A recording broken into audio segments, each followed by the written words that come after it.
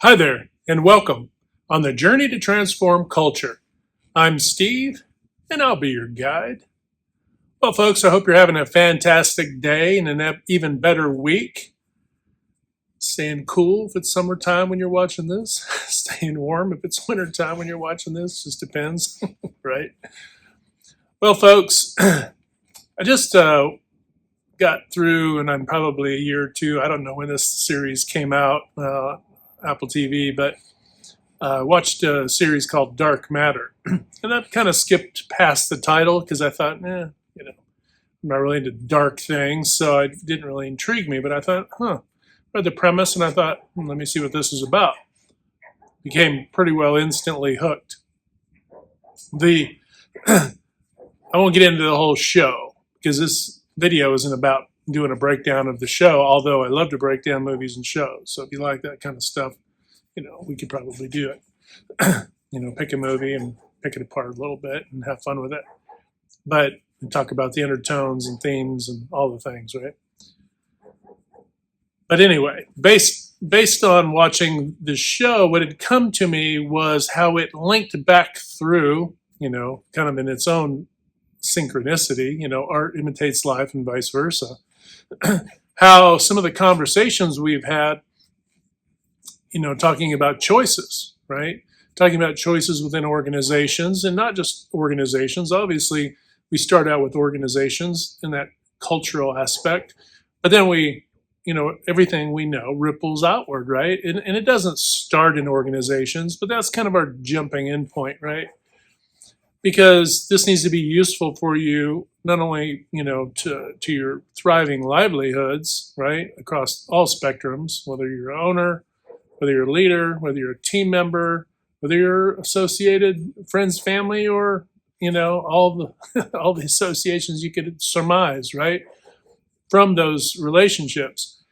But also this ripples outward into all of culture, right, and even our own personal lives. But back to the premise, or I won't get into the premise too deeply because it is actually kind of deep, or I guess you could say technically a little bit deep. But I'm going to try to simplify one element of it.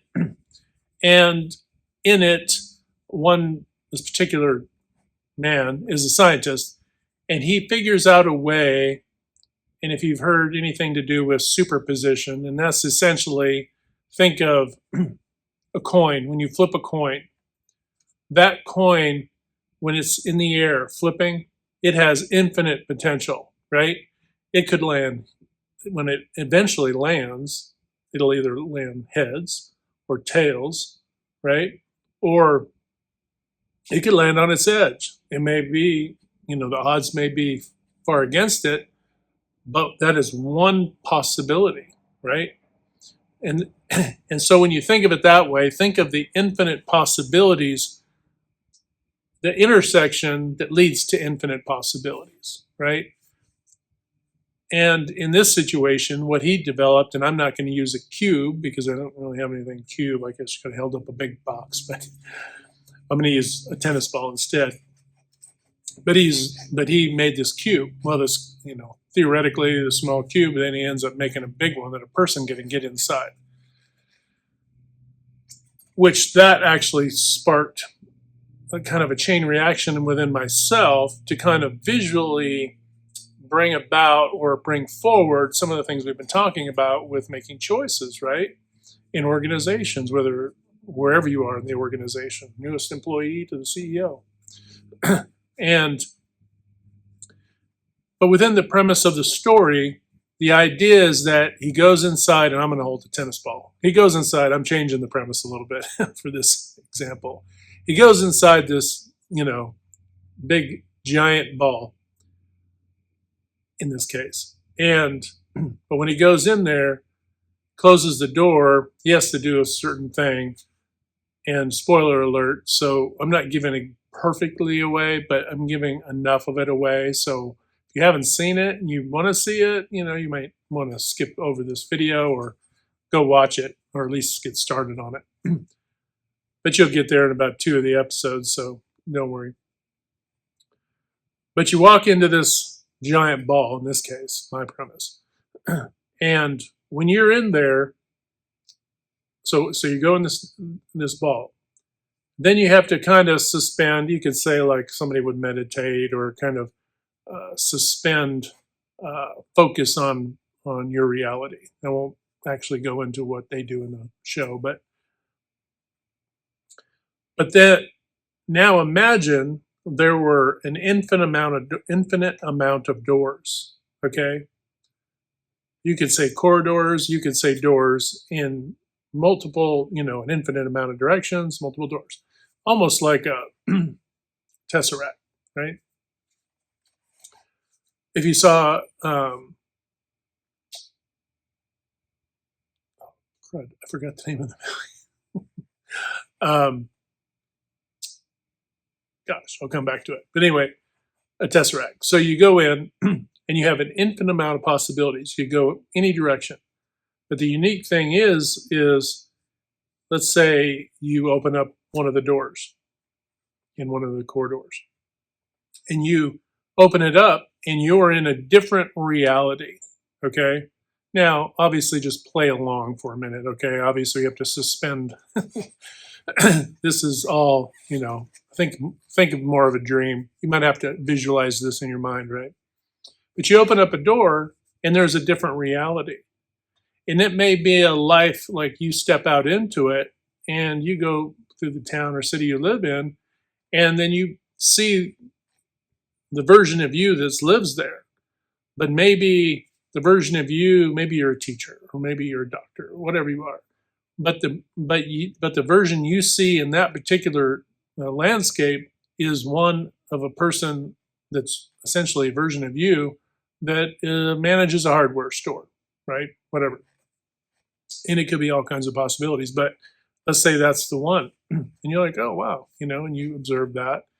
And that person, and then you do a little bit of research and you find out that at a certain point in that person's life, they made a choice, right? At some intersection, they made a choice to go down that path. And now this could worm into personal relationships and moves and all kinds of things that happen to us in our life, right? That whether the choice was like, oh my gosh, this is great, I'm going to make this choice, or maybe it was a choice you had to make out of necessity, or so on and so on, right? It could be so many things. Could be traumas, could be tragedies, right? That led to choices that led this person to this path, right? Some of these lives also, you open one of these doors, could be one that is not good, right? The person could be in a really, tough situation, right? And not turned out well at all and is struggling and all the things, right? So, but the idea of that, and they are, of course, using an individual going into opening these different possibilities, right?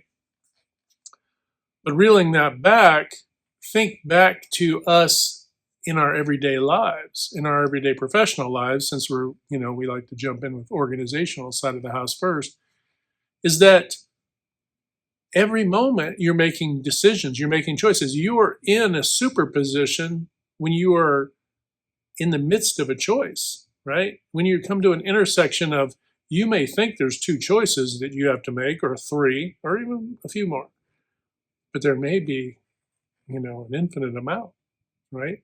You could just drop your stuff and walk out the door and say, I quit, right? I mean, the possibilities are endless, really, of what you could do and what the outcome could be, right?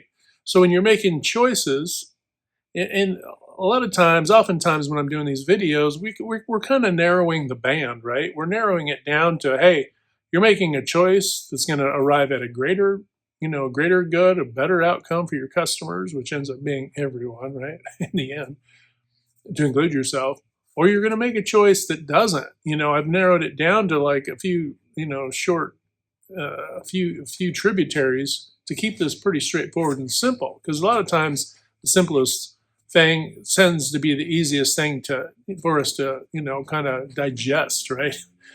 And I can hear my mom now, who's passed away, but I could hear my mom now going, Stephen, whatever, comically, of course, but she wouldn't understand this at all.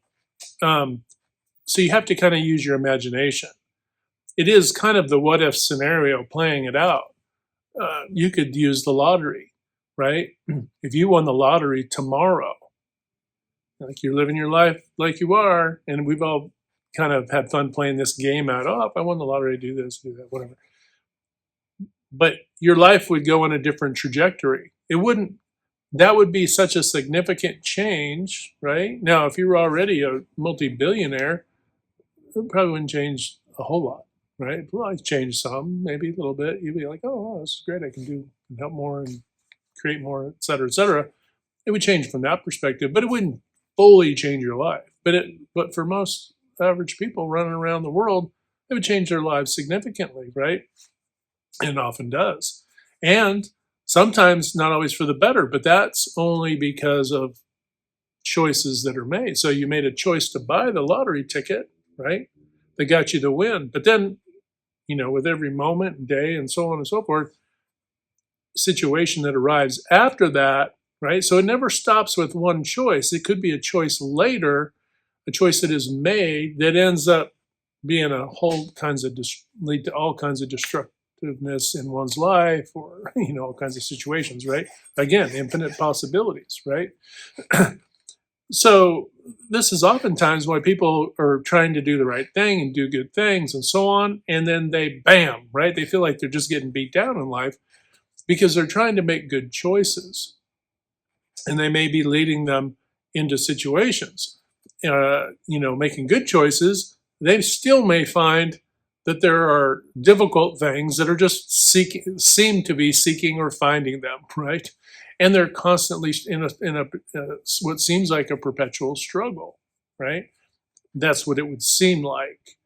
But it's also possible that if there are infinite possibilities, that it's also possible that it's part of the lesson. It's part of, you're learning some things or you're resolving some things. And I'll come back to a premise in the show for a second.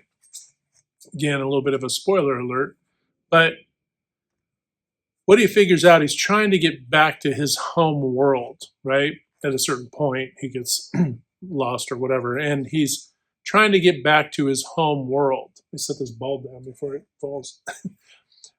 He's trying to get back to his home world, but he's been taking notes because he opens a door and it's going to some, somewhat bizarro kind of tangential universe or whatever, where things are askew and they're not right, and and they're just, some things are really horrid and other things are just off, and just a myriad of different things. But as he's going through, he's keeping notes, and and this is another synchronicity for me, art imitating life and so forth, and vice versa, is that he's keeping a log of what, like, the physical features of the city, and like a pub that he would go to, or different things that cued in his mind visually, right? But it isn't, and as he's doing this, he's not having any success, and he's getting kind of, bummed out about it, right? Because he's trying to get back to his family too, right? So there's an emotional driver there too. But what happens is that what he ends up figuring out is that because there's also this doctor that's with him, that's kind of on the journey with him. But what he ends up figuring out is what they end up figuring out is that before they open the door, their mind frame, their emotional mind, or their emotional state, right? Their emotional state was as significant as their visualization. Like, this is what the world kind of looks like. This is what existed. This is what my home looked like, or whatever. Felt, that kind of thing. But they don't really get into the feeling part until after they've, struggled trying to find their way back. Well, but that ends up being the breakthrough. So while we can say in our organizations, we can say, hey, infinite possibilities, I'm going to logic my way through this, and there is a level of truth to that. You need to logic your way through some things, right? I need to clear my mind of the negatives, right? I need to clear out the negative things. I need to get rid of doubt, right? And all the things that can distract me from getting to finding success as an individual or team member or a leader, right?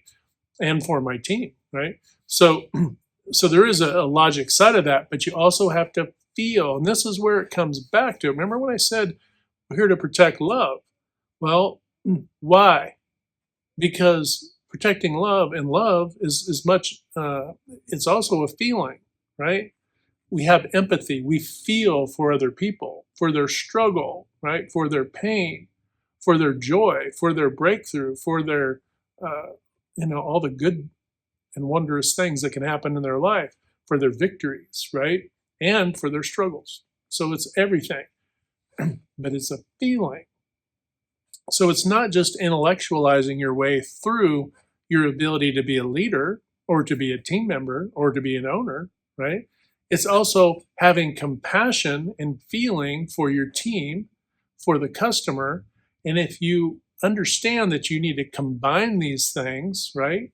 This is what also manifests, right? When you do those things, then your vision, the thing that you have, that picture in your mind, can then start coming to life. That possibility comes to life. Now, watching the show kind of rebeat this drum that I talked about in the past in different ways, and also in the book in different ways. But but I liked how the story unfolded because it kind of gave a living example to the whole notion that to manifest means we have to feel, right? The feeling before the result. Right, that's an element of manifestation. That's an element of a visualization, right? But visualization is a little too narrow. We have to visualize it, but we have to feel. How does it feel? What does that picture make us feel like, right? And in our mind's eye, what does the picture of success look like in your organization? What does that vision look like? And if that vision doesn't translate to your team, do you think they're going to feel the way you feel if you're the owner? They're not. And that's where the disconnect is. They're not feeling the way you feel. You feel inspired and passionate about the product and service and customers and all that stuff, right? And the organization is your baby, right? So there's that part of it too. But your team has to be in sync with your feeling. Because one of the elements, and again, spoiler too, that doctor happened to be a psychologist, which I think is no irony with whoever wrote the book, and I don't remember, you have to look it up yourself, but because I didn't write that down in my notes. But that doctor, what they also found is that when they both weren't on the same page, right, when their thoughts and feelings weren't in more of an alignment, then they kept going. It kept being in a disjointed kind of universe that they found themselves in. Sound familiar? Organizations are struggling to really find breakthrough, right? Because why? We're disjointed because we're not on the same page. We're not on the same page, not because we don't maybe have a small, this ball out 100 yards vision of like a particular outcome, right? But that we aren't seeing all of it. We aren't seeing and feeling and having that same emotional investment, right? And we're not on the same page. We're not aligned in the vision, right? So, but every moment and everything we do, we're in that superposition. So you think about planning meetings, right? You're doing risk management, doing what if scenarios, and you're basically trying to write your operations plan, your O plan. You're trying to devise these things to mitigate risk. Well, you're kind of in a state, your team is, let's say there's 10 or 12, 15 of you, whatever it happens to be for your organization, but around a conference room and a conference table, and you're essentially going around the table trying to devise and do some planning, right? Brainstorming some planning and getting some things together, and then everybody will have their piece of the puzzle, and then they'll come back and we'll formulate, or integrate it all together, and we're working together, right? there's a certain aspect of that superposition, although it's not the same, but I'm using that as an example, but you're kind of in that in between because you haven't made the plan and you haven't executed the plan, right? So you're really just assessing the doors. Okay, what doors do we have, to this infinite number of corridors that spring out? Because imagine now there's a bunch of threads that are just 360 degrees all the way around this three-dimensionally shooting out. And there's all kinds of possibilities, but you're trying to narrow it with your team during your planning to come up with the best way. But if you don't also incorporate the broader team into this process, what do you think happens? Again, there's misalignment now. And it doesn't mean that you have to cram, 50 to 5,000 people into a conference room, but you do need to structure this in such a way, right? You pull up, get the feedback from the team, pull that in so that you have the variables that you're dealing with, right? You have all the facts and have all the data and have, and it's not going to be perfect, but you're going to have a good snapshot. And then you sit down to figure out your plan. Now you understand, and then they understand as well, so that before you go to execute, you roll that out and say, hey, get some feedback on this before you go to execute because I want some input. Oh, well, if this happens, then we're going to land in the land of dinosaurs and we're going to get eaten by T-Rex, right?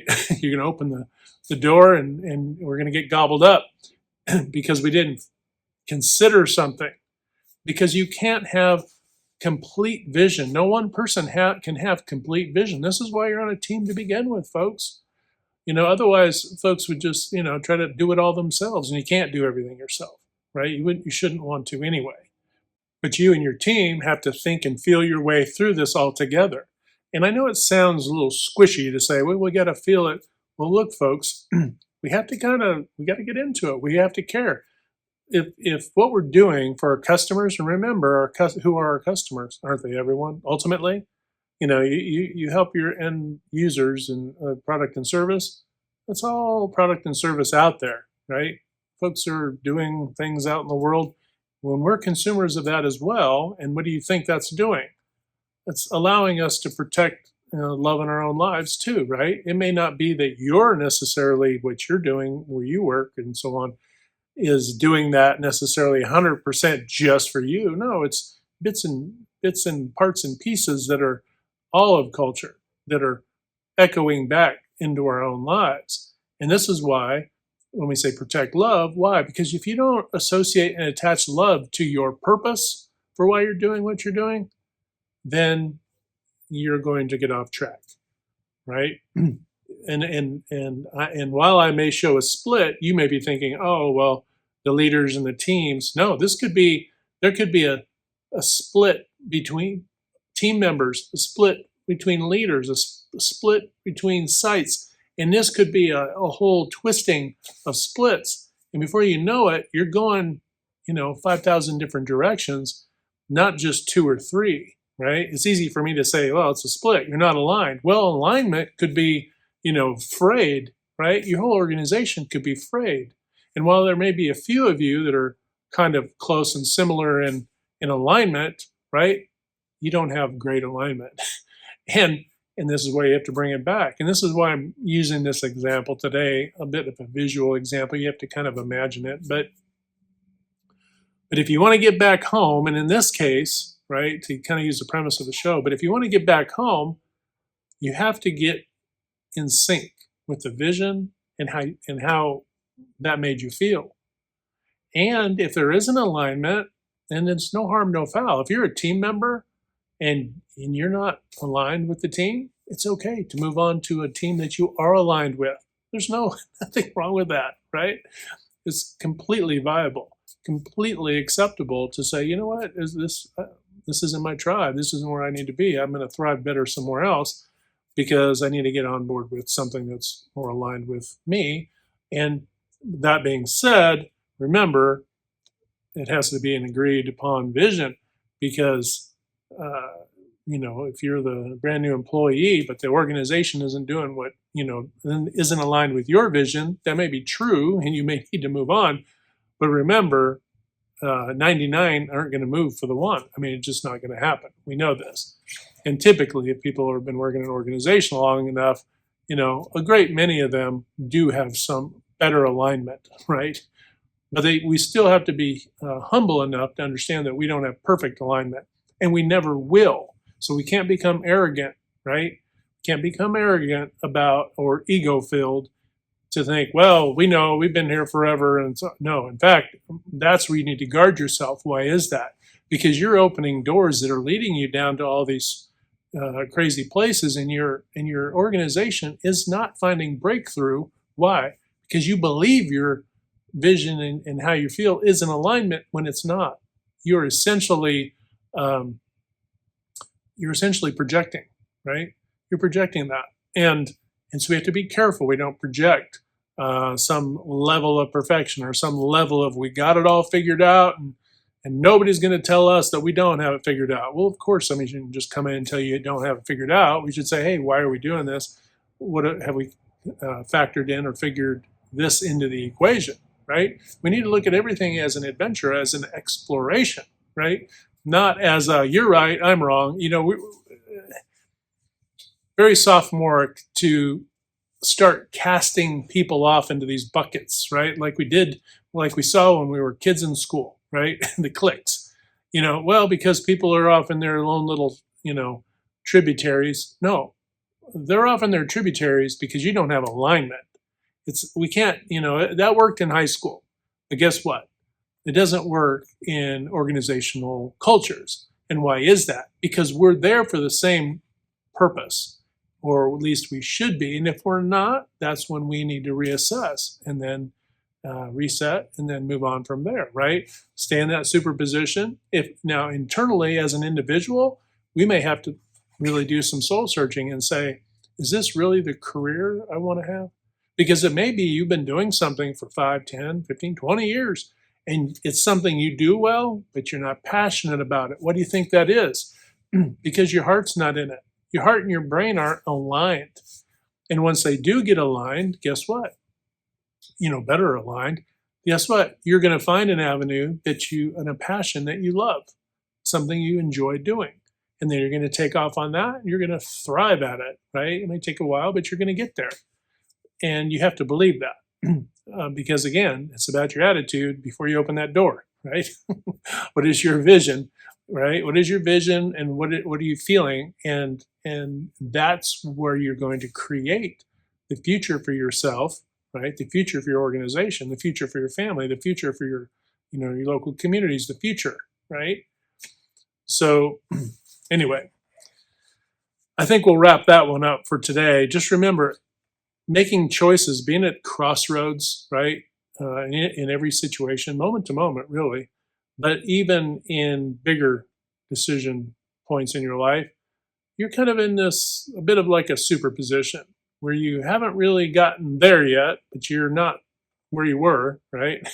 And you have choices, and you get to make those choices, and you need to align your vision and everything for the best outcome for yourself. Now, keep in mind, we also need to understand that we need to have a positive influence on others' outcomes too, with our choices. That's the other caveat to this, is we don't want to mess up everyone else's universe, right? In the process of creating ours. And remember, nothing is going to be perfect. The thing I also liked about watching the show was the doctor in there said at one point, because he kept going into these different doors and trying to find, where he was, his home, essentially, is that there is no perfect universe. There is no perfect world, right? And so you need to find what aligns with you best, and then be a creator and grow in it, right? Like the gardener, like we've used in the past, you need to grow that garden up. At some point, it's not going to all be handed to you. You got to go in there and then start creating and growing it and growing the future. And this is exactly what all of us have to deal with, organizations and our own lives and all of culture. And I think it's pretty exciting. And I think that if you look at it as an adventure, I think you're going to find it exciting as well. And on that note, Folks, hit that good green domino 3 to 5 times a day to uplift, motivate, inspire, and just encourage one another. When we do this, not only are we helping transform culture, but we're transforming ourselves, right? And that's actually helping us to open up doors and decision points every moment, every day, every week, all throughout our lives. They're going to help our lives grow and thrive. And that's special. Don't take don't take these choices lightly, because they mean a lot. They mean a lot for your life and the lives of those you care about. All right, folks, have a fantastic day. Hit like, share, and subscribe. And until next time, we'll talk to you later.